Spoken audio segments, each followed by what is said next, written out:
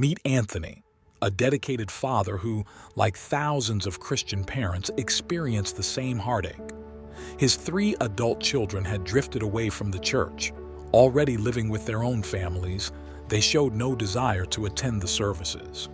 To the discomfort of their children, Anthony constantly invited them to church and persistently talked about the perils of being far from God. They kindly asked their father to stop inviting them to church. Anthony intensified the prayers for his children. While praying for them one morning, a particular scripture crossed his mind. "Where your treasure is, there your heart will be also." The more he prayed, the more that verse resonated with him. Anthony made a bold decision. During a family meeting, he informed his children that he would grant their request and no longer insist that they return to the church. But there was a condition.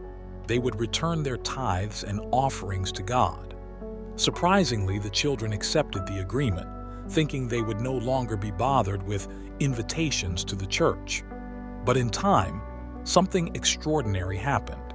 Anthony had the privilege of witnessing his 3 children return to the church. In the context of tithes and offerings, Ellen G. White says, "There has been a great neglect on the part of parents in not seeking to interest their children in the workings of the cause of God." And she continues by saying that, in many families, children seem to be left out of the question as if they were irresponsible beings.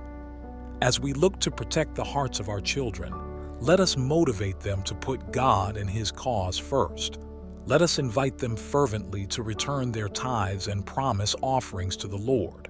If their treasures are in heaven, we may be sure that there their hearts will also be.